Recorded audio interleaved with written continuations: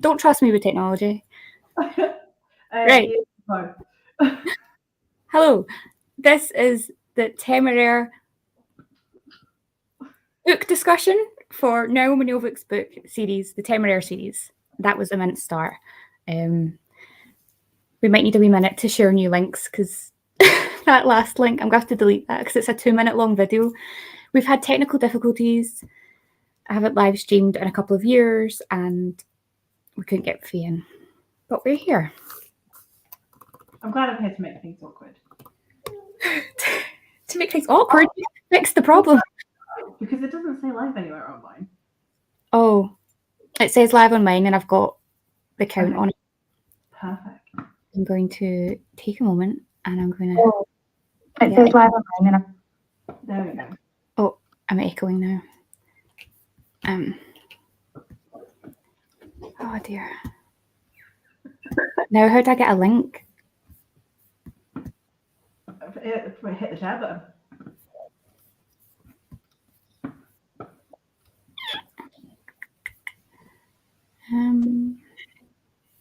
I'm failing hard at technology today.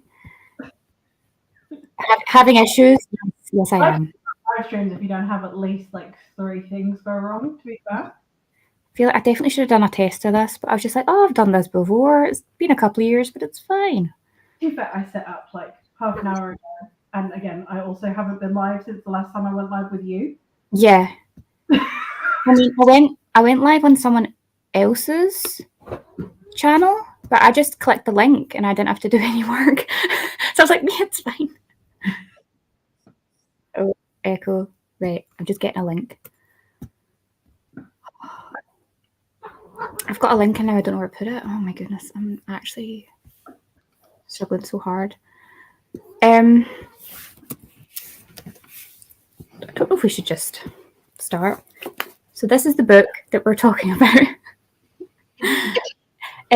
Both Faye and I have talked about on our channel in the last month or two that we started this read-along for the Temeraire, oh, it's reversed, I get so confusing.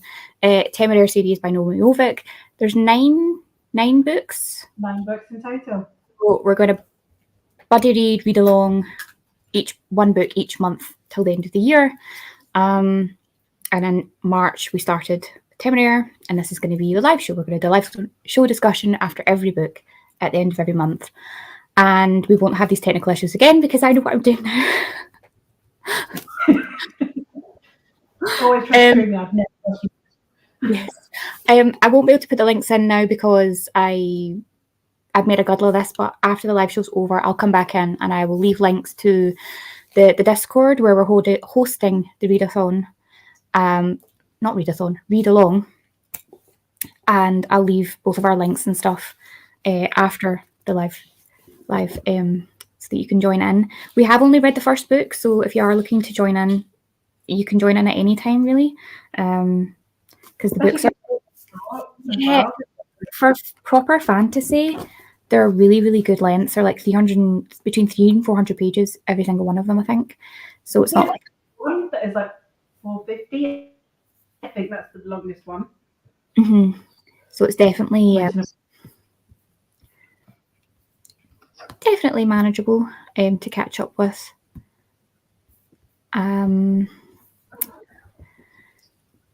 Words. Yeah. So even if you join in a couple of months' time, the books are quite manageable to catch up with, and we'll be doing the live shows. And for the way the Discord's set up, you can come in at any time and jump into the conversations we've had about each book. Because there's spoiler sections, non-spoiler sections, and it's all divided down by chapters and stuff. So don't feel like if you've missed starting with us in March that you can't join in. We'll probably just do a general overview of all our thoughts and about characters and stuff, and then maybe near the end we can just say this is spoilers. Yeah, and we could just spoil it. Yeah, because I feel like as we go along, it'll be hard to talk about future books without actually spoiling things. You kind of can't really do that. So I think maybe have a designated spoiler part. This one I don't think is too concerning with the spoilers because it's the first book, but also it is, I'm sure we'll get into a bit later, but it's a set-up book. Yeah, it is.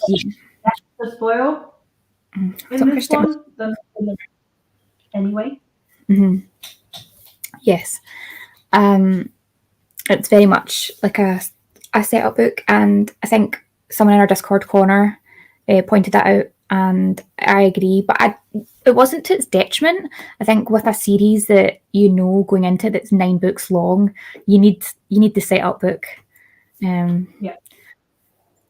I mean, like I read Robin a lot. She has like 800-page setup books. I can get behind a 300-page setup book. Yeah. Yeah. Some setup books are just a bit wild. But I really like the pacing in this because I feel like overall you felt you spent enough time in each section. Yeah. So for context, it's historical fantasy set during like Napoleonic time. And I didn't quite appreciate that going in because I think when you think a book with dragons, you don't really think historical fantasy. No. So I didn't really appreciate the historical aspect of it, but that just adds a whole other like level and dynamic to it that I wasn't sure that I was actually going to really like, but I have quite liked it. Because sometimes I'm not really a fan of historical fantasies or just historical fiction in general. I don't really read them. But I know you're quite a connoisseur of historical fiction.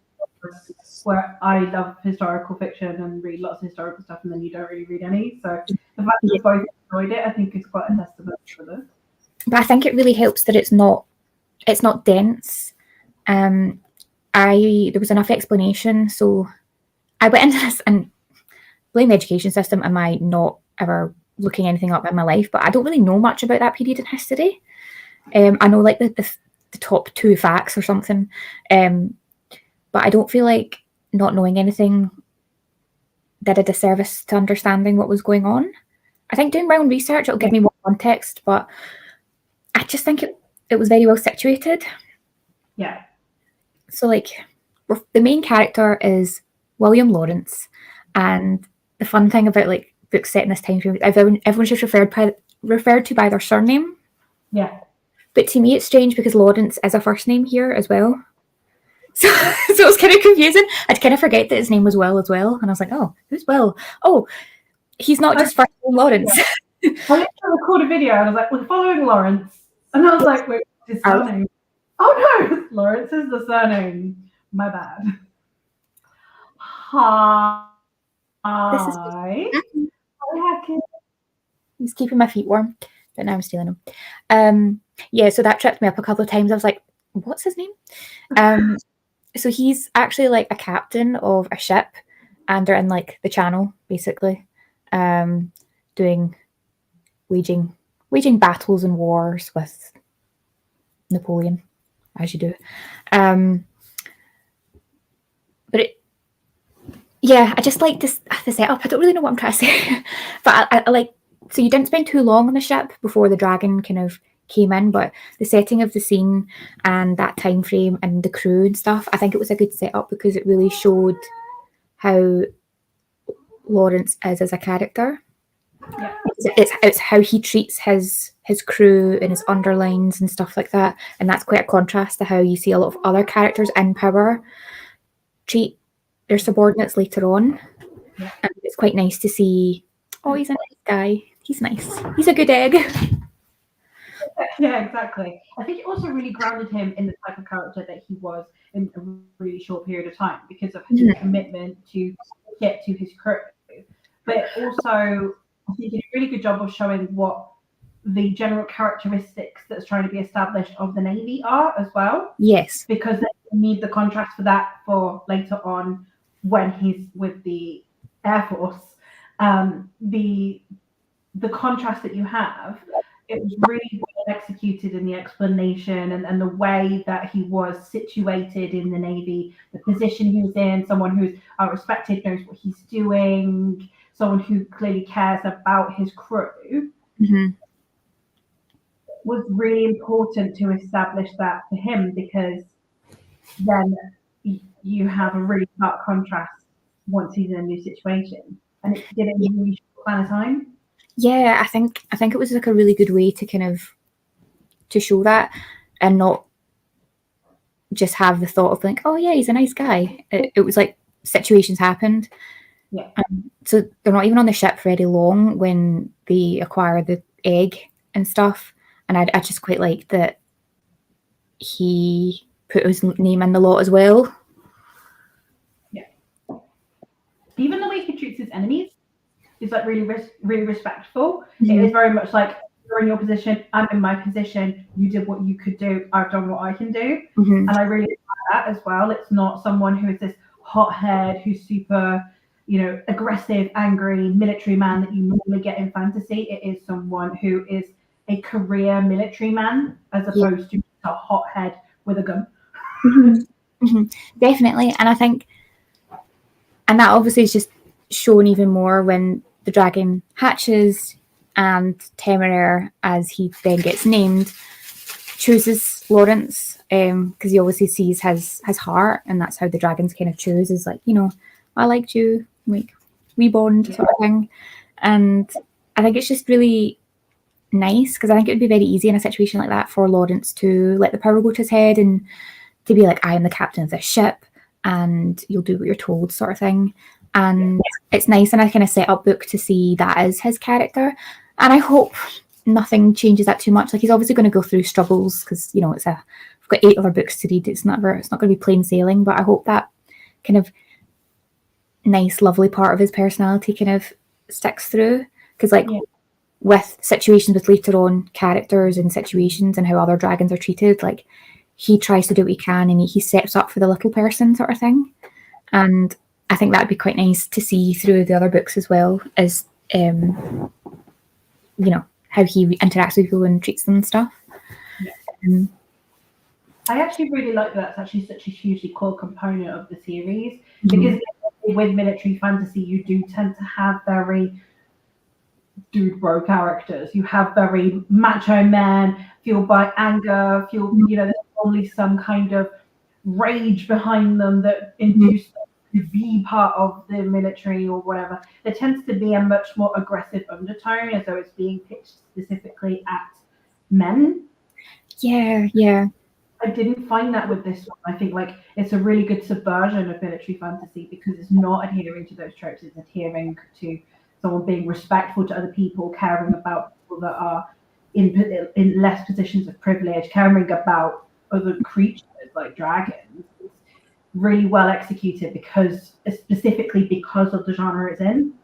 Yes, definitely. And do you know why I think that is? Because it was written by a woman. Written by a woman. She puts emotions in there, and she wrote a very well-rounded character, with flaws and stuff as well. And I'm sure we'll see more of that, because this was just book 1 in quite a long series. But it's nice to have a character like that that's not afraid to get dirty. Like, he fought people, he hurt people, he argued with higher ups and stuff. He stuck up for people. Like, he's not afraid to kind of do that as a character. He just knows when it's appropriate to do so. And I think within the context of the time that he's in, it makes sense, because it could have been very easy for Naomi Novik to kind of write this as historical fantasy, but make it kind of with a modern lens too much. Yeah. But I didn't feel that. Not that I've got a lot of experience reading historical, but you can confirm or deny this, but it felt very grounded in the time it was in, and very appropriate, like the way the characters interacted and stuff. And yes, there's a very male-dominated space within the Navy and within the Dragon Riders, but also there is female Dragon Riders as well, and they are treated differently, but having them there doesn't feel like a modernization cop-out. It works, and I quite like that. Yeah. Also, one of the things I think that she did really well is that most of the society is actually really accurate to the time period. The only thing that is a huge change is the presence of dragons, and therefore the effects of that. You have the Dragon Riders, the Dragon Schools, the Dragon Corps. All that is obviously clearly different. But therefore, having women being in the armed forces, if you put women in the Navy in that time period, it'd be like, wait, what? But if you put women as Dragon Riders, and especially because she gave a specific reason as to why you had women, because otherwise it wouldn't be a thing, let's be honest. But she made specific parameters. Grounded up. time period, so she could put women in there, which meant we get female characters, hell yeah, and then on top of that we have characters that fit within their setting. Yes, but I think it helps as well for written into the lore and the structure of the Dragon Riders is that they get pulled into that world as very small children, or they're born into that world. So it's not like you're taking random women of high society of that time or people like out of context and trying to train them into that direction. The Dragon Riders and that whole kind of part of the armed forces is very deliberately kind of quite insular, and you kind of grow up in it, so it kind of makes sense that people are the way they are, and it quite fits. And that's why Lawrence acquiring a dragon egg that hatches in the middle of the ocean in the Channel, he's obviously coming in with a very different life experience and a lot older than the Dragon Riders, and obviously that adds a big twist on it. And I think it helps that Lawrence is quite the temperament that he is. He seems to be quite go with the flow kind of person, but I think that makes sense when you kind of meet the father, because he's kind of like, you know, he's just kind of had to develop that himself. But yeah, I don't know if you've got a good way of summing up what the plot is, because we kind of just dived right into talking about the main character. Well, that's the thing, isn't it? It's that at the end of the day, most of this book is just establishing the characters. Yeah. You have the Napoleonic Wars, and you have it where in this world, one of the key components to the war effort is dragons, because in a world where you have dragons, using them in a military manner, of course, makes sense. So the acquisition of better fighting dragons for your military force is an asset. And we have Lawrence, who by circumstance ends up encountering a dragon egg and being bonded to this dragon, which changes his life drastically. So then he must now join the Dragon Corps, which is like the Air Force. And then it's how they both learn how to become part of the Dragon Corps, which, as Eleanor mentioned, is really insular and normally something that you have grown up in.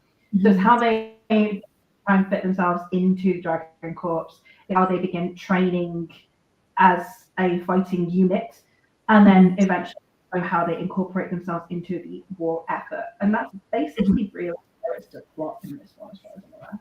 That was really well worded. I was like, I feel like we need to say that, and I'm like, I don't know how to word this. That was so good, because I was like, because I wrote some notes and I was like, I did not write a good way to describe what's going on, because that and like 3 wrap-ups. Because I did like and I've done, so I did my TBR, my vlog, and then my monthly wrap-up. So I've really just done that whole spiel multiple times. You're just better on your content game. I'm just always miles behind and don't upload very often. But yeah, so we've talked a lot about Lawrence, and the kind of next big main personality we meet is the dragon that hatches. And I cannot tell you how happy it made me to find out that the dragons of this world talk. They are sentient. Chef's kiss. I actually made it. I squealed when it came up in the book, and I was like, they talk! Oh my goodness! It was so good. Spoiled by Connor, not deliberately. Like, he put it in the correct chat. It's wrong chat. I thought it was the general one. I was like, oh, dragon's talk. Okay, cool. Yeah. I was like, it's so exciting. Because it made me more excited to read, so at least I was like, okay, now I need to read more compulsory. It's very hit or miss if dragons kind of have that kind of level of sentience, or that, you know, they've got their own language and other people, some people learn it and some people don't and things. But it's fun when they have their kind of own society, and I think it really, really makes sense for this kind of world and what the dragon's function is, because if they weren't sentient in that way, they would just be tanks, they would just be the aeroplane, they would just be machine guns kind of in that situation. But the fact that they're sentient, you might as well just have a plane. Yeah, exactly. But because they're sentient, they are part of the strategy. They are part of the kind of intuition of a battle. They learn their own formations. They make their own connections and stuff, and understand how things work. And it really adds a very interesting, like, kind of other dynamic to the fighting that happens that we'll get to in a minute. So I just really, really like that, and I think it makes really good sense for like Lawrence and Temeraire's relationship to have like the chatting part of it. So I just thought they were so cute. Temeraire's just like a little bubbly, excitable toddler who's too smart for his own good, and he's just really cute. He's massive, but really cute. He's just like a cat, and I love it. It's like toothless to me. Yeah. Mm-hmm. Like if you make toothless talk, like you've got the cuteness and the like kind of dorkiness, but also that like wisdom-ish at times that Toothless has. Like he can talk. I wonder which came first. I don't know. I don't know when the book came out for How to Train Your Dragon. This book was 2006. I don't know. Yeah, I know the movie. And anyway, book Toothless is really, really different to the movie Toothless. Anyway, book Toothless is more like a cat. Like he literally is just like, no, I don't want to eat that. No, I will sit on you at your inconvenience. Like he's literally a cat. So yeah, when the first one came out. The first book came out before. It came out in 2001. Yeah. I just wondered if they probably don't have anything to do with each other because they're just dragons that talk, or not talk, but like, you know, have sentience. So, oh, sorry, my cats are trying to steal my slippers. Witching hour. But yeah, I just really, really appreciate Temeraire's personality and how they grow and develop through this first book as well. And they've got a very, very strong personality. And I just like how Lawrence treats him as an equal. Yeah.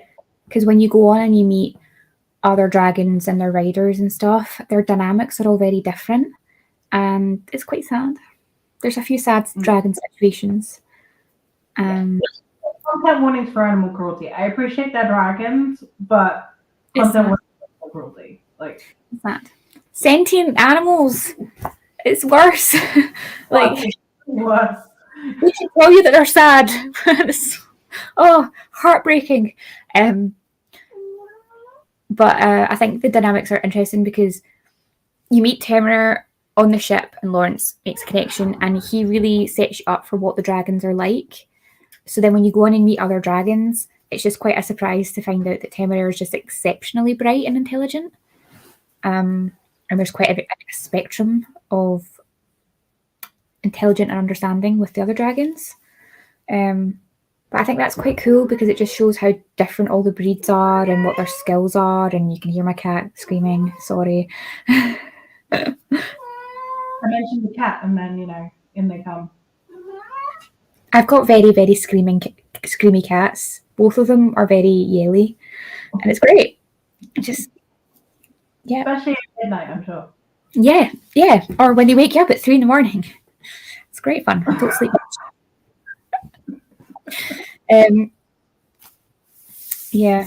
So for me, I also really like the dynamic that we have on the one hand Temeraire being this young dragon, so they're young and they're naive, but they also have that because they're intelligent, so they are young but they are intelligent, so you're still capable of having intelligent conversations. It's not quite like talking to a child.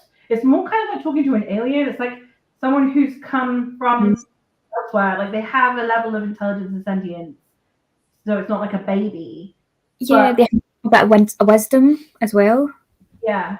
But what I really loved that added was that you had then Temeraire questioning social conventions. Yes. Like social constructs. It's very much that alien observation of like, so why do you do that? It was cool because like, why can't I do this thing? Yeah. Because that's not how it's done. Yeah. The only explanation in like really 18th century England, they're like, no, that's just the way it is. And he's like, why? And it's like, I don't know. It's just always been that way. Like, you know, it's an interesting dynamic, and it was fun to learn that maybe this is a spoiler, maybe it's not, that he can hear and they listen and they learn while they're in the egg. Yeah. That was interesting because at this point in time, we know that some eggs can take decades to hatch. So then if he's learned other languages while he's in an egg and he's hearing all these things, like there might be some dragons out there that maybe didn't hatch for 100 years and learned all these things and then hatched and then were very intelligent. So I just wonder if that'll come up, if it's to do with like how long are they in the egg before they hatch. Or if it's their breed or a bit of both. Or do we find out how long Temeraire was in the egg? Like I understand that we know where he comes from and stuff, which we'll get to in spoilers later. But do you know how long he was in the egg? No, we just find out that he could hear while he was in the egg, and that's how he learned French. Yeah. Is it French? I think. Because when he hatched the egg and he bonded with Lawrence, they were all speaking English because they're English. And then it comes up later randomly that he understands French perfectly. Everyone's like, how? And he's like, well, I was with French people when I was an egg. They're like, oh yes, that makes perfect sense. But I think because of what the purpose of book 2 is, I think we'll maybe learn more about that there. Yeah. Because Temeraire, obviously, main character syndrome, he's special. So book 2 is all about Temeraire in particular. But I just love. So going on from the dragons, like Temeraire makes lots of relationships with other dragons, and that's how you learn about the other species and how he's different and stuff. And then when they get to like the aerial fighting, I keep forgetting what to call it. It's the Air Force. It is the Air Force, basically. I just always compare it to the Air Force. Yeah. I mean, it's the best way to describe it. I just keep calling it like, I don't know, the military. And I was like, no, but Air Force makes sense because they don't really have planes yet. So Air Force fits for the dragons. But I loved how they did the fighting with the dragons and the flying with the dragons. Like, it took me a minute to realise that it wasn't just going to be Lawrence on his dragon and other people one-on-one with their dragons. There was like going to be half a dozen people on the dragons as well, all in a harness, and it's all rigged in, and they climb over the dragons and they're throwing bombs, and it was just so cool. And I was like, that is such an excellent way to do it. Actually, like a moving like tank. I've never seen that before with dragons. No, and it was really cinematic because of it. Yeah. It just made the fighting scenes really kind of confusing, but really intricate. I can't visualize things, so I it's quite hard for me to kind of like, that's a me problem. But it was just so cool because it's just so different. I've never seen that before with other books with dragons in it. Either that, you're not allowed to ride the dragon because they're sacred, or it's usually just like one person has their special bond and that's it. But to have like a whole team, it also needs another layer to it as well, like where you've got interpersonal connections and relationships instead of it just being a person and their dragon. And that's it. Because it does get kind of secluded, and it does mean that it can get kind of samey. Like 9 books if we only had like the only consistent characters were Temeraire and Lawrence. I don't know if it'd be as enjoyable as actually slowly building up this bigger cast of characters that have them to be consistently around these characters. Yeah, and I think it was good because that's basically not the main point of book 1, but obviously the setup of book 1 is Lawrence meeting these other people that will work with the dragons and picking his crew. So that was like a really interesting part. So you get to know more of the people that work with the dragons and their different roles and stuff. And then it was about Lawrence learning how to harness the dragon and all the different maneuvers and like the light signals and all that they do for communication while they're flying and stuff. So again, it showed to Lawrence's good character was that he was very particular about the people he picked for the crew. Yeah. And again, I just think that shows him in good stead. And well, keep referencing book 2, but that'll come up very apparent in what happens with book 2. because presumably that whole crew are going on an adventure. Yeah, no, exactly. I also think that one of the things for me is that I like that Lawrence didn't just immediately come into the aerial corps and shake everything up immediately and tell everyone everything they're doing is wrong and change it all around. I mean, he was stuck up by their standards. Yes. Which was interesting because, like, you watch him and you're like, he's such a sweetheart. And then you see him around these other people, and because they've got a different level of formality to what he's used to, you can definitely understand it from someone else's perspective. He would seem really up. But then, because you know him as a character, you're like, okay, that's an interesting dynamic. But even though you know him and you know he's nice, it doesn't mean that everyone is going to instantly love this character. And perceive him the same way. But I think that's quite, because you also see that in the book, how he kind of relaxes into it. Like, he keeps the things that are important to him, and he adapts and changes what he's happy to adapt and change to fit in with the new lifestyle. And I think that's quite cool. Because the aerial corps, with the dragons and stuff, are quite, I don't know if nomadic is the way to say it, but like they have their little home bases and stuff, but the people don't really cultivate families and stuff because they're always one-on-one really with their dragons and their team, and they fly all over the world and they're all of that. So it's very different from the Navy that Lawrence has come from as a captain of a ship and a crew, and very different from people who just live normally in Britain with their families at that period of time. So it was just very different for him to go into that and knowing that, oh no, it's not really done thing to get married and have a family, and you don't really settle down, and it's just you and your dragon and surprise. So I think, he adapts quite well, and it's quite nice. And I don't know what I was going to say. No, I agree, because I think that the entire setup of that is really intelligent, because you have someone who, one, has military experience. So you've not got your cool fantasy setup where you've got like a 12-year-old suddenly needing to save the world. Like, it's someone with military experience, someone who understands the intricacies of the battle that he's getting into. Yeah. Is he like late 20s or something? I think so, because he was engaged. So, which it says on the synopsis, so it's not a spoiler, don't worry. Yeah. but engaged back then, I feel like late 20s is kind of old, but at the same time, it's kind of said that it was a long engagement. So I'm going to assume late 20s.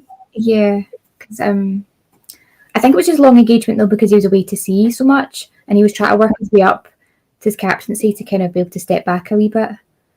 Yeah. So he could pursue that, and then Temeraire curveball arrived. But yeah, so he's someone who has an understanding of the war. He's someone who's experienced it firsthand. He's someone with combat experience, and has been in a position of being in command. He knows how to deal with a team of people, but new to this specific sector. We, as the readers, can learn alongside them, and it not feel ingenuous. Yes. But at the same time, it's very much someone who is competent. And I think that's why I really liked it and enjoyed it, because it can be quite frustrating coming into fantasy books and having a complete, like, ignorant, like, unknowing person. Like, it can just be a lot, because then you end up with like a lot of info dumping, and it can just be really hard. And sometimes the characters are just so naive, and it's like, you live in this world. Like, yes, this tragedy and this circumstance for this fantasy setting is new to you, but the world is not. Why are you so unknowing about where you live? Like, it's sometimes it's quite false. But I really like that, because I think it balanced well with all the different things that popped up in the story for him, because he came at it with a different perspective. And I think it was nice for his team, especially like with some of the aerial battles. Like, he physically bought and joined in, and I think that really cemented him with part of his crew, because they were just like, he's new to this, he didn't grow up in this world, he's not going to be good at this, and they didn't like him, or they didn't fully trust him as doing the job that he was going to be doing with Temeraire, because they weren't sure what to make of him because he lacked the experience that they were looking for by someone they would choose to kind of take on a dragon egg. But they did some aerial battles and stuff, and he showed that he was totally capable of that. And was like, I come from the sea and the navy, but I have fighting experience, I have command experience, have you said, like, and I will learn if you help me how to do this new job. And I think that really cemented their crew to be quite tight knit and stuff. So yeah, I really enjoyed that part of it. Building experience as well. I think that it was enhanced by the fact that it's historical fantasy. A lot of what we already know is already established. It's kind of under the assumption that even if you don't know about history, you can have a vague idea of what the Napoleonic Wars looked like. Yes. You know what clothes they're wearing. You know that it was mostly a naval battle because England's an island. And, you know, like, you could understand the absolute basics. You didn't need anyone to hold your hand with that bit. And therefore, Florence be someone who was in the Navy, where it's just like, you know, the Navy, like your Navy, except in this Navy. And then him being thrust into the aerial corps meant that it made sense for there to be a bit more guidance as to how the aerial corps works. So we still got introduced to things, but one, in a way that isn't info dumpy, two, in a way that's not too hand-holdy, have a competent protagonist. Yes. And three, in a way that meant that we were slowly given necessary information without someone needing to, like, withhold information because you're too young to know, you're too naive to understand. A lot of fantasy problems that I have within the genre, especially with classic fantasy, were really, really bypassed due to who our protagonist was. Yeah, definitely. And it just makes me really excited to read the rest of this series because I don't really know where it's going to go, and if the whole scope of the whole series is going to be to do with just the Napoleonic Wars, or if that's just going to be a couple of books, if there's going to be time skips, or, you know, I have no idea what this is going like. Will Lawrence be in the book the series the whole way through because dragons are so long lived? Like no idea what's to come, but I'm just really excited because the setup has just been so well rounded, and I'm just really excited for it. Yeah, definitely. I also really love, and I've said this in like multiple videos, so if you watch my videos then you're going to hate me, but I love the fact that the Dragon Force, when it comes to archetypes, was a direct parallel of the Air Force. Yes. It's just my absolute favourite thing. If you've ever watched like historical fiction, especially World War II historical fiction, but also World War I, where it's focused on the Air Force, if you've watched like Pearl Harbor, for example, which is focused on the Air Force, the behaviors that are kind of attributed to them, where it's like, you know, they're the cool kids, you know, they're the ones that are just, they're a bit more lax, they're yes, they're on the naughtier side, they're a lot more chill with how they'll talk to their superiors and stuff.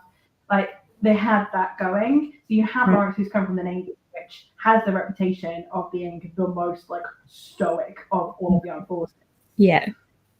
It's going straight into what is basically the Air Force, which is literally known as being the most chill. It was just such a fun dynamic, and I love that she got the vibes down to a T, despite the fact that it's dragons, not planes.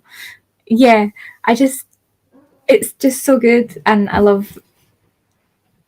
just love the whole dynamic, and the parallels are so good. I totally agree with that kind of like assessment of it. I words. Oh my goodness. I have had a lot of meetings this week at work, so I am just out of words. Yeah, I love all of the kind of the parallels with that, and I think it also it fits really well with the time period that they've chosen to focus on with this. It's like the historical setting, because if it had been like more recent times, there is aeroplanes and there is an established air force, so then you'd have the weird dynamic of aeroplanes and fighter jets and the dragons. So I think having it at that kind of time period works really well, because why would you need to develop aeroplanes if you've got dragons in that place? So it really fits in to have like the Air Force be that kind of option. And I'm excited to see more like aerial battles and stuff, because you do get a few snippets of that kind of near the end of this. And yeah, I just thought really clever, the dynamics of how multiple people are on the dragons and how that fits in with like a battle formation and stuff. Just thought it was really clever. And yeah, I just think it's very unique, because dragons can be kind of samey in books. So it was nice to come across something quite different and unique and very fitting for the story as well. It's nice. I think that the setup for it could have very easily fallen into really typical fantasy. Of you have someone who imprints with a dragon, they have to uproot their life, and so their life is now in danger, and just all of the typical stuff. But it's not just him and the dragon, as you mentioned. It's a team of people that he has working with him. Yeah, they'll have roles on the dragon. It's about coordinating. It was like Lawrence has to make sure that Temeraire is flying the way he's supposed to be flying, in connection with other dragons, all while manning a crew that are on his dragon with him. Yes. Like that is so much more than what you normally get where you just have a dude with a sword on the back of the dragon. And he has to make sure that Temeraire is not pushing himself too far, especially because he's so young still. He doesn't quite know his own limits. And I just really like that dynamic, because then you've got other people part of the crew who, so it's like a kind of a harness on the dragon with like rigging, basically, in a harness, and they're all like carabinered in, like, well, the 18th century version of a carabiner. They're all clipped in, and they kind of like rock climb and unclip and reclip themselves as they're moving over the dragon, and they've got like bombs to throw, and they've got guns and flashbangs, and they've got wee flags where they do like their flag signals to the other fighters and stuff, and dragons and things, and it's just a whole thing. And it really just makes you like the perspective of how big these dragons are. Like if you've got like 5 or 6 full-grown men and women on these dragons, they're really big. Properly big. And it's no wonder these people live out of cities. Like they live in the wilds and the countrysides and up mountains and stuff, because the dragons are so massive. I think it was really good that she actually bothered to go into the like logistics of like maintaining dragons as well, like trying to get them fed, get them cleaned. Like there was a whole thing about that as well, because normally dragons, it's just like, oh, the dragon will fly off and feed itself. And in a in a really historical dragon setting, like you normally get like a medieval setting, it's like, yeah, okay, you got forests for miles, it'll be fine. But in the Napoleonic Wars, like we were starting to have cities then. Yeah. You can't just steal that guy's livestock. I need to pay for it. Like, yeah, there's loads of sheep over there, but they're not wild sheep. Someone owns them. Someone. Yeah. So it's that whole it adds a whole other dynamic. And I like the wee quirk of Temeraire, because he hatches on a ship, he gets used to the ocean, and when he goes onto land, he likes bathing in the ocean. And none of the other dragons do that. The dragons don't get washed. They don't frolic in the ocean and have a little paddle.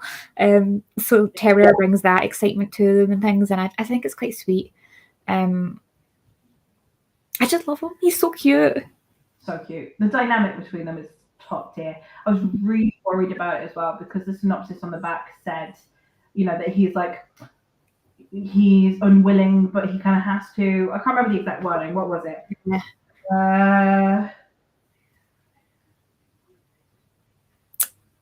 His world, the horrified captain's world falls apart. Gone is the future, as he is consigned to be the constant companion and trainer of the fighting dragon Temeraire. So I was quite worried about that as well. I was like, oh, is it going to be a couple of books of them like button heads until they get to know each other?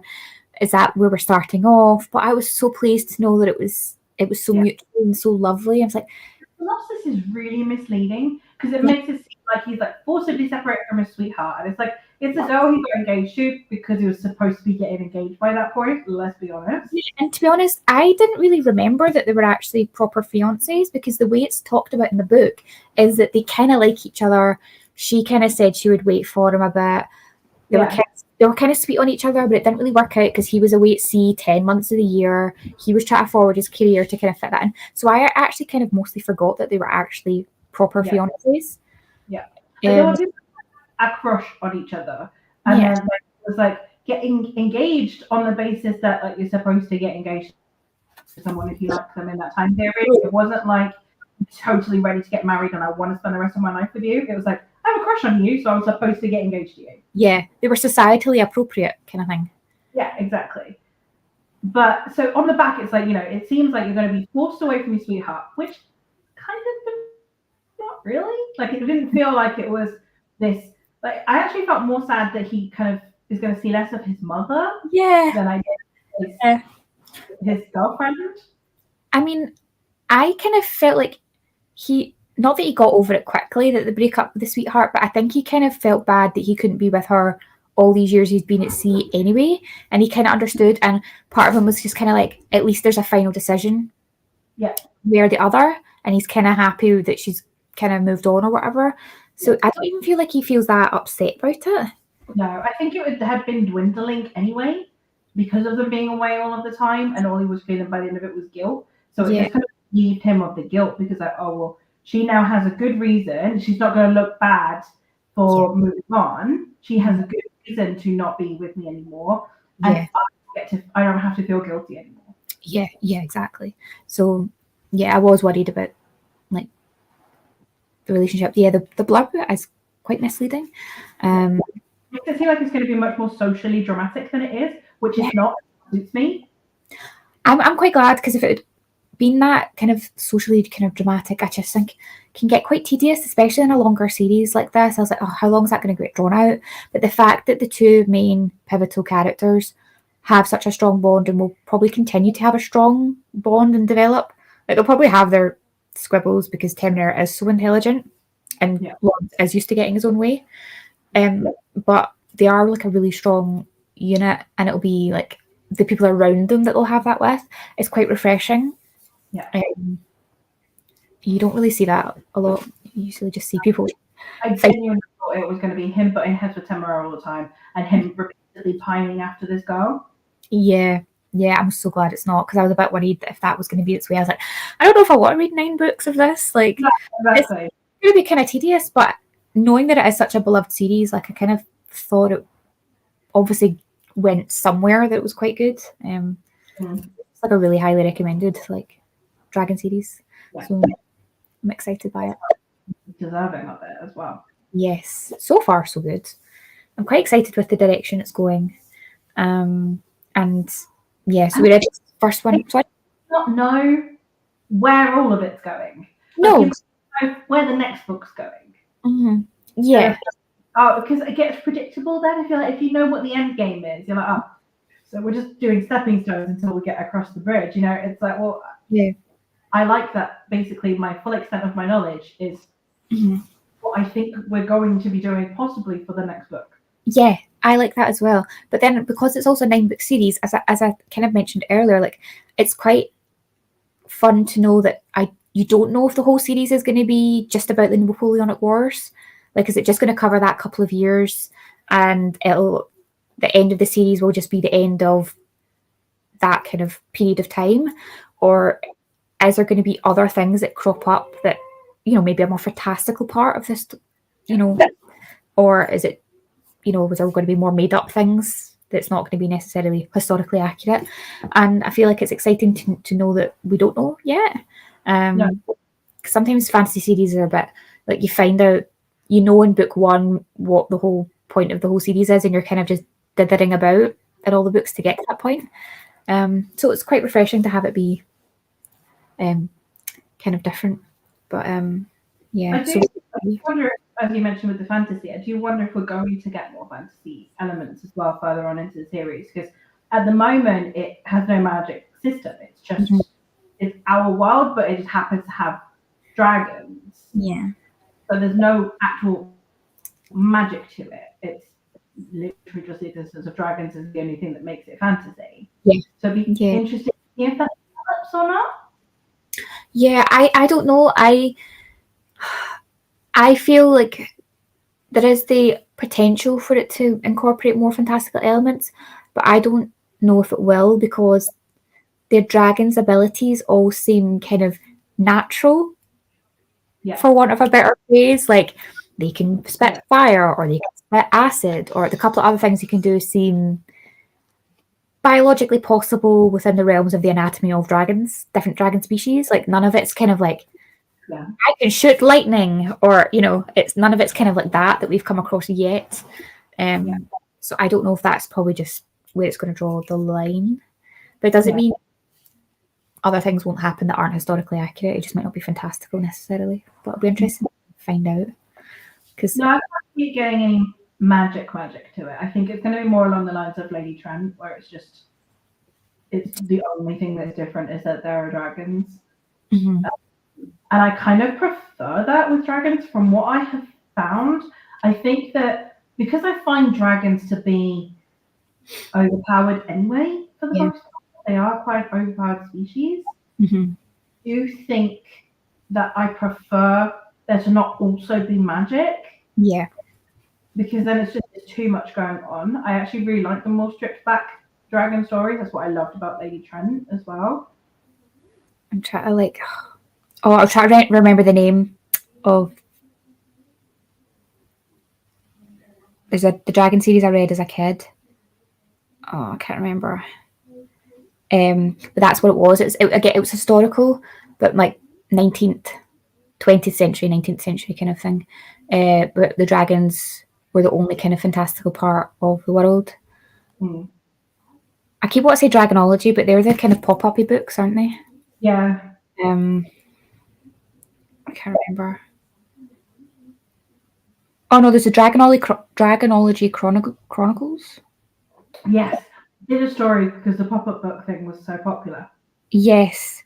Yeah. I think it's them. Maybe I can't remember. Pop-up book is like basically it's just like but we have dragons. It's like the story of dragons because it's set up like a textbook. Yeah. So you can find out the existence of dragons. So it's supposed to feel really realistic. Like this is our world, but there are dragons. You just don't know about them. No, the series would be. There's another series that I'm just trying to remember. Oh, and it's killing me. And I think I've actually got them in the attic. That's going to annoy me. I'm going to have to look it up afterwards and I'll tell you later. It's going to annoy me. But there's it's the kind of same kind of thing that, they're the only kind of magical aspect and people kind of learned how to take care of them and stuff. And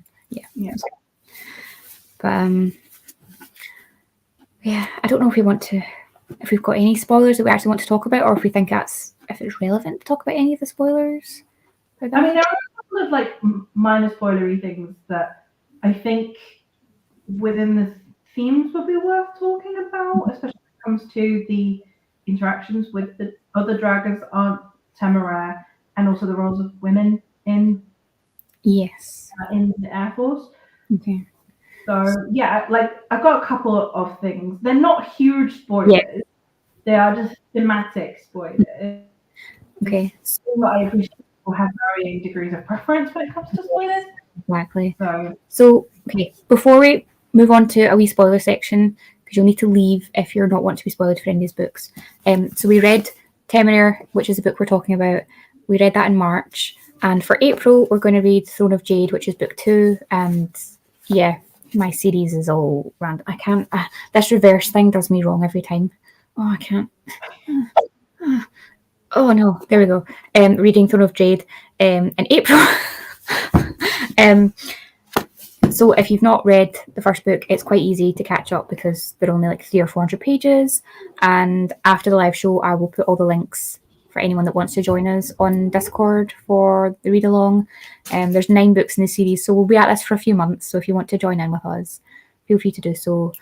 And you just want to join in chatting with us, yes, full section stuff. You can go straight to the spoilers section. Chat to anyone else who's already finished. Yes, exactly. And there's just a general chat section in there too, up for talking about other dragon books as well. So that's kind of everything that's going on. So we'll maybe move on to some spoilers. So if you're here and you don't want to hear any spoilers for book 1, we'll catch you in the next live show or in the Discord. Thank you for being here, and I will give you a second to exit out. And my cats are fighting. Oh, 2 seconds. Sorry. Don't eat that.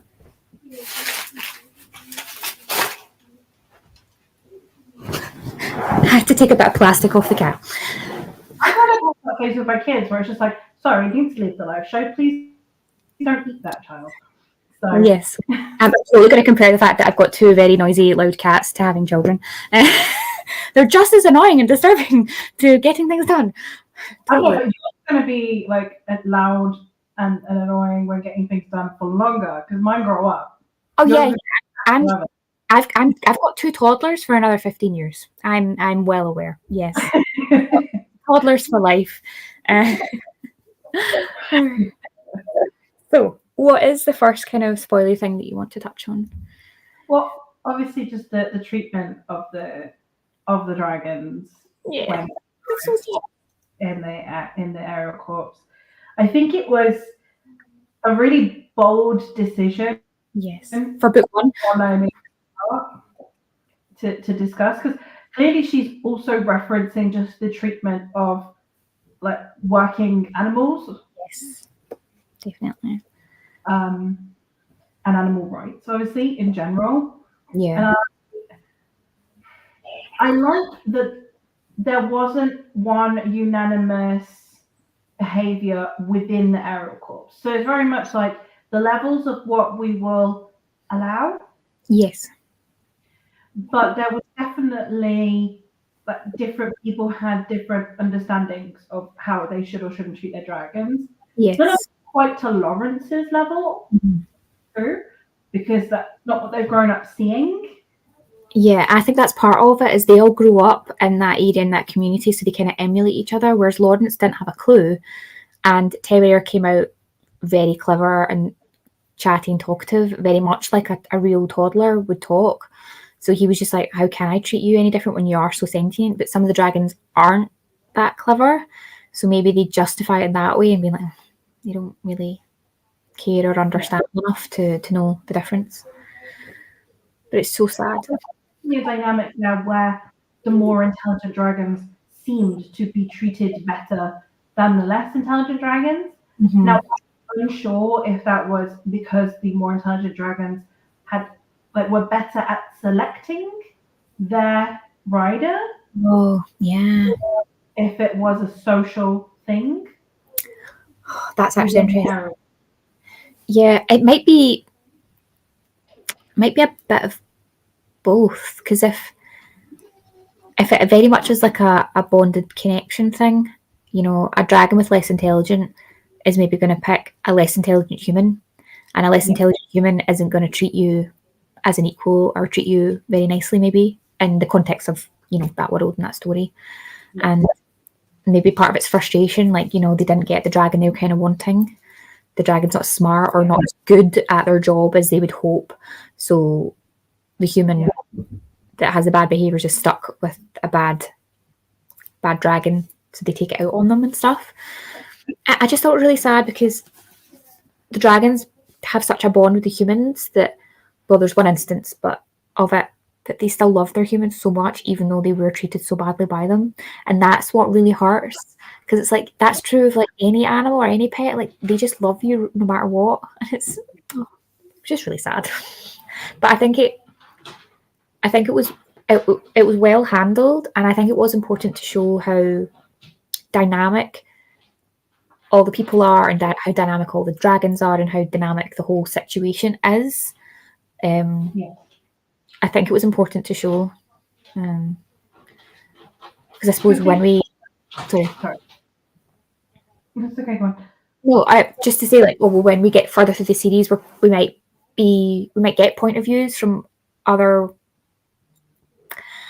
dragons in other countries, like we're fighting the Napoleonic War, so maybe we'll see more dragons in France. So it's like, oh, how do they treat their dragons, and how's that dynamic? And I think it will open up quite worldwide, because obviously the dragons can fly very far, very fast. So it might be quite a world-encompassing series. So I think it'll be interesting to see how different all of that kind of is portrayed. Yeah, no, exactly. I think another thing that's quite interesting as well is I wonder how much, when it comes to the dynamic between the dragon and the human, is also based on the fact that you have the human's career and therefore their ability to further themselves socially intrinsically linked to a dragon. Ah, yes. So they're stuck at that level, like, because, well, to take it back to Lawrence being on the ship, like, he just gets really good at his job, really good at his career, and he can just climb the ladder on his own back. But with the dragons, you get paired up, and that's you until one of you dies, basically. Yeah. And if your dragon is only so good, or is only so big, or isn't able to spit fire, or isn't, you know, a particular breed or that, then you're very stuck in that hierarchy. Oh, that's very true. Yes, that could probably breed a lot of resentment and frustration. Because there was a few characters that were openly frustrated that they didn't have a dragon, or that they weren't getting a breed that they would prefer, or weren't getting the opportunity and stuff. So it's very very social related. Yeah, that's the thing. Like, there seems like there's a lot of really subtle social commentary, and I think that she's doing with the dragon human dynamic, which I just think it's worth pondering. And she's not really giving you anything outright. It's not like, oh yeah, a lot of people who get paired with the like smaller breeds or the less intelligent breeds tend to then not progress in their careers, or they tend to be, you know, attached to their dragon. Like, there's no on-page discussion of it. It's more just like presented, and you can do with that information what you will, and you can contemplate it and observe it.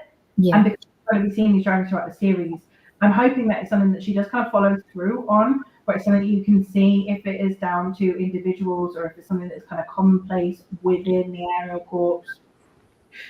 Just be worth kind of, because it's a long series, there's the hope that obviously that you'll see the progress that Lawrence is doing will bring about within that sector, but then also just us seeing what things seem to be true for an individual versus true for a collective. Definitely. Yeah, I think it'll be really interesting to see how that kind of develops. So change direction just a little bit. This is a bit of a spoiler, but we're on the spoiler section, so that's fine. I really, really loved finding out who was kind of in charge of the aerial corps. Yeah. I don't know, is that too much of a spoiler to say? No, again, we're in the spoiler section. This is So, like, there's a what's the name? The dragon's name? The dragon actually runs the show for the aerial corps, and how they train the dragons, and how they... It's a dragon that's in charge, not a... Yes, not a human. I'm trying to find the name. It begins with a C, and I didn't write it down. I don't know. I'm not going to find it now in my book when I'm talking. But I really, really enjoyed that. And it's obviously like the best kept secret. Yeah. And I think, because obviously, well, maybe the human army people, like the actual military and all of that would quite not like that a dragon's kind of in charge. But I think it's a good reflection to see that there are really, really intelligent dragons out there, because up until that point, the only kind of really intelligent dragon you've come across is Temeraire, and then you're like, oh, is he the only one that's this level of sentient? Because the others all just seem a bit more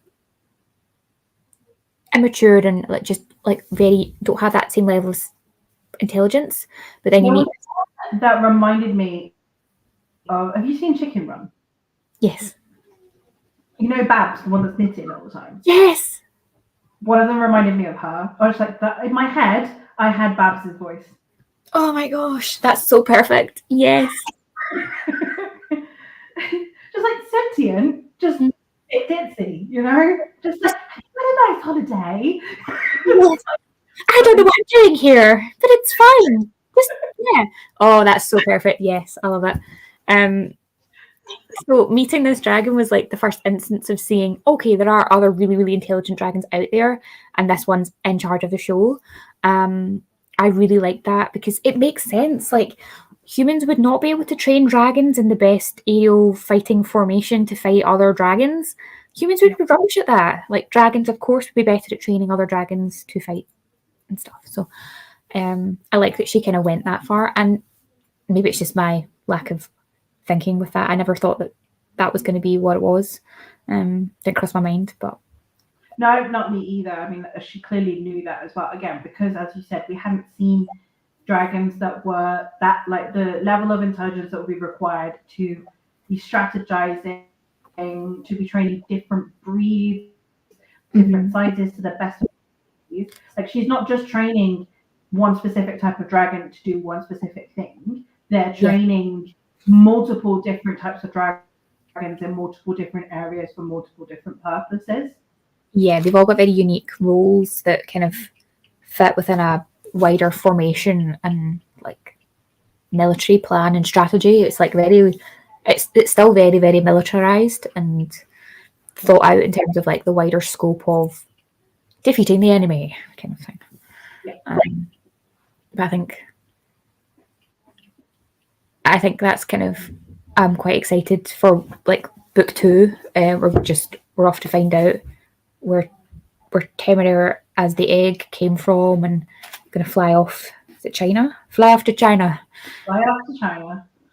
Why not? It's just a short, you know, just a quick flight to China, to kind of find out because that's where the egg came from originally, and to find out more about his origins as a dragon and stuff. And I'm interested to see what China's like in that time period.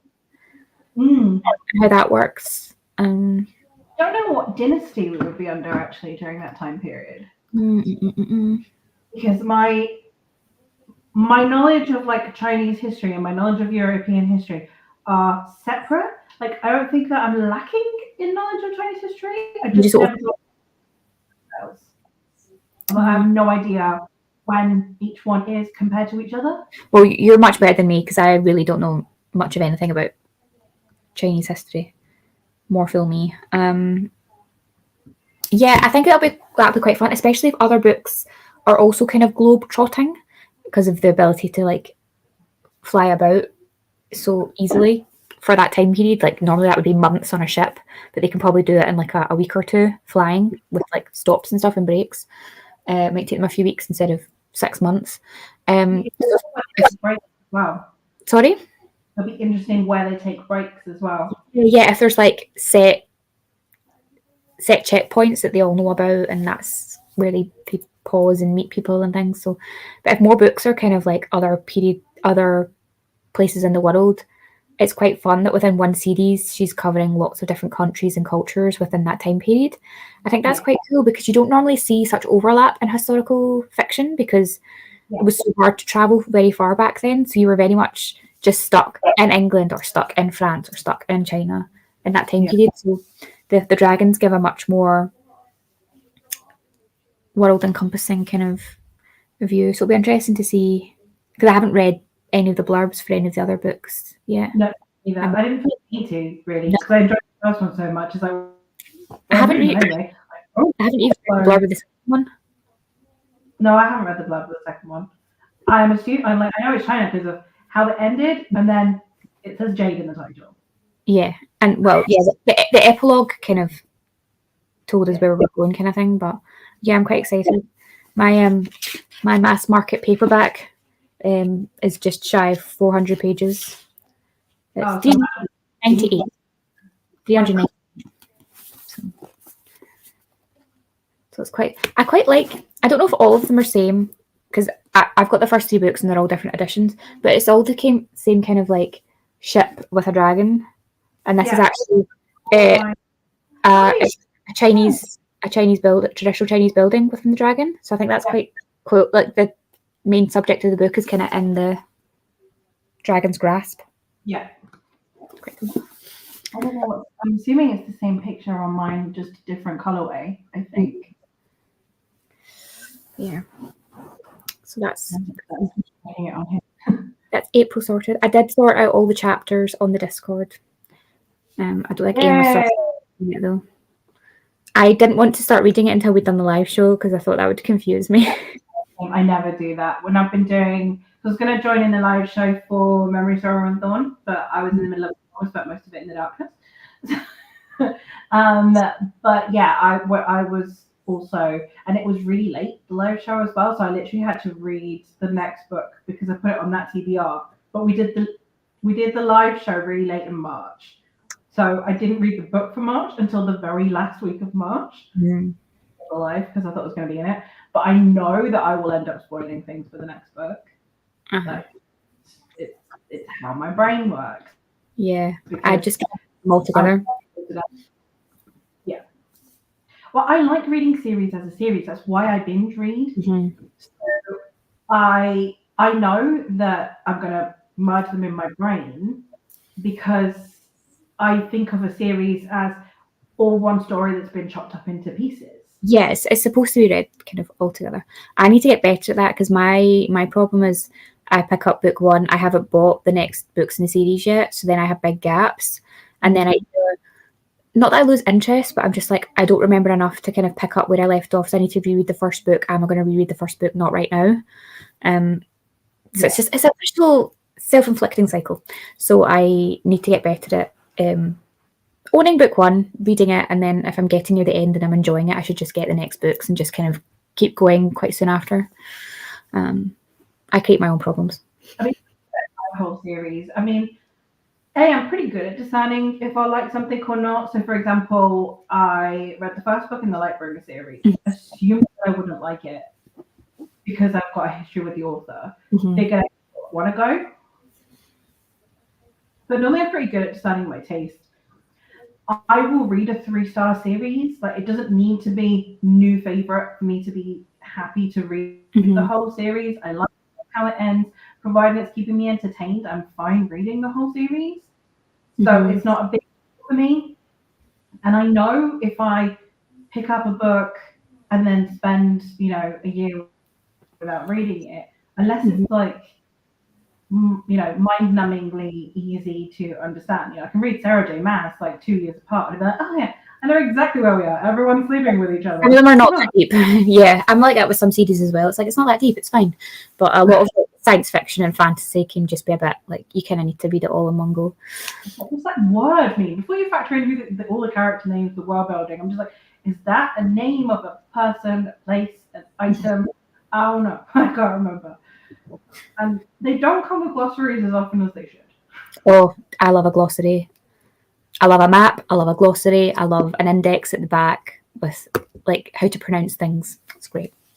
Pronunciation guide, top tier. Not enough of them. Yeah. Fantasy. It's like, you just stuck 15 vowels together. How am I pronouncing this? Please, for the love of God. I was a bit worried about this series because I struggle with like saying things anyway, especially if I've only ever read it and not heard it out loud. But I struggle saying Temeraire. Temeraire. I tried to put Temeraire. I put too many, I roll my R's too much and put too many R's in it. So it's fun that this isn't only just called, the first book is called Temeraire. The whole series is the Temeraire series. So you're going to have to listen to me not say this correctly for the next 8 months. So enjoy. I actually don't say it wrong though. It always sounds like you're saying it right. I don't know. I always hesitate before I say it because I'm like, and I always have to cut when I'm filming it. I'm like, I say it wrong the first time, every time. What did you end up rating Temeraire? It came out at 4 stars on my core pile, which feels right. Like, it's a high 4-star. Where I rated it 4 as well because it really, really good, but definitely a setup book. Yeah. So I really enjoyed it. I hope that I'm going to rate the next books higher. Maybe not like all of them being 5 stars, but the next I definitely think are going to be higher. Yeah, I hope the rest of the series is 4 and 5 stars as a mix. But knowing how long the series is, there may well be a 3-star in there just because there's always a middle book syndrome somewhere. But yeah, I think we all in the Discord, everyone. I think there was one person that gave it 5. I think 4. Yeah. So I think we're all kind of discussing the same kind of thing in the Discord that we've kind of discussed just now. We all had the same kind of opinions, all loved the same kind of things. So it was quite nice that everyone was kind of in agreement and enjoyed it, because it's not good when you're doing a read along like this and some people absolutely hate it and some people absolutely love it. It can be quite divisive. But everyone that's been in the read along so far has really enjoyed it, which is always good. And leave some people just not interested in continuing. It's just like, oh, that did not grip me enough. For I think for those of us who really like fantasy, it's just like, oh, I got eased in gently, thank you.